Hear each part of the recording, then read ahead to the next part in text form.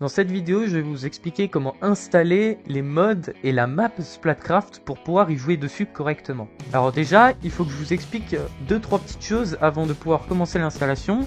Alors déjà, premièrement, si vous n'avez pas la dernière version de Java, il est conseillé de l'installer. Je ne mettrai pas le tuto dans cette vidéo, mais je vous conseille de l'installer. Vous allez sur le site officiel de Java. Java est gratuit. Ensuite, si vous n'avez pas encore installé la version de Forge adaptée à la map Splatcraft qui est la 1.12.2, je l'ai aussi mis dans l'archive, vous n'aurez qu'à la lancer et à l'installer. Je ne le ferai pas dans cette vidéo non plus, car je l'ai déjà installé. Sur ce, on va pouvoir commencer. Premièrement, on va commencer à installer la map. Alors pour ça, on va faire Windows plus R. Vous allez écrire dans la petite fenêtre qui vient de s'ouvrir pourcentage app data pourcentage. Vous allez faire Enter.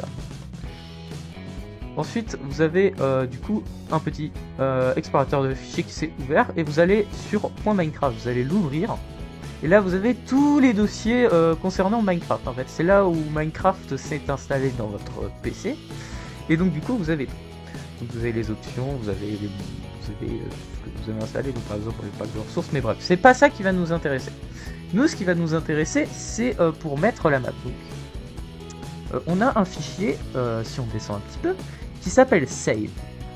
Et ce fichier save, c'est en fait le dossier où est conservé tous les dossiers de vos maps. Donc moi, vous voyez, j'ai les maps de la vidéo Panic of the Dance Floor de l'année dernière.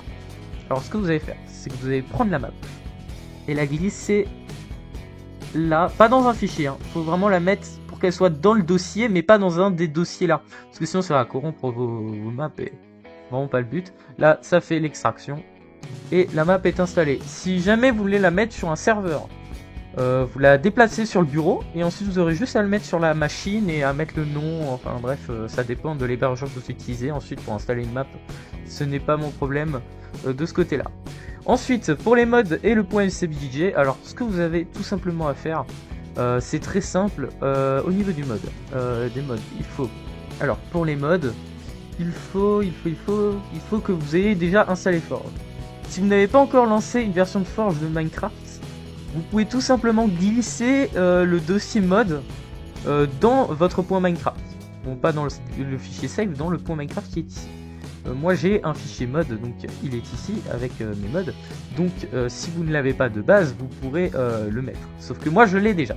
Donc vu que je l'ai déjà, eh ben, il faut que j'ouvre mon dossier mod, je copie tous les mods qui sont dedans, donc c'est des points jar, et je les glisse dedans. Voilà, ils sont tous là. Voilà. Donc normalement vous avez, bon il y aura, là c'est la version bêta du .zip, il y en aura sûrement des inutiles que je vais enlever. Ensuite, celui-là est beaucoup plus fastidieux à mettre. On a eu beaucoup de problèmes avec. C'est le .smdj, donc vous êtes retourné dans votre répertoire, donc on est à nouveau dans .minecraft.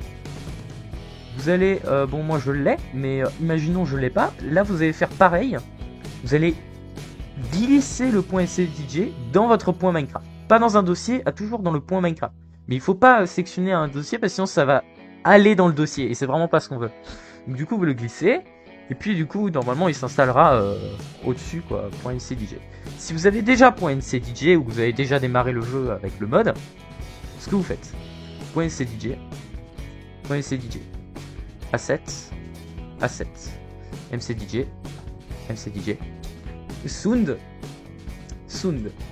streaming, et là vous allez prendre toutes les musiques, donc c'est des points OGG, vous allez tout sélectionner, voilà, et ensuite vous allez tout glisser ici.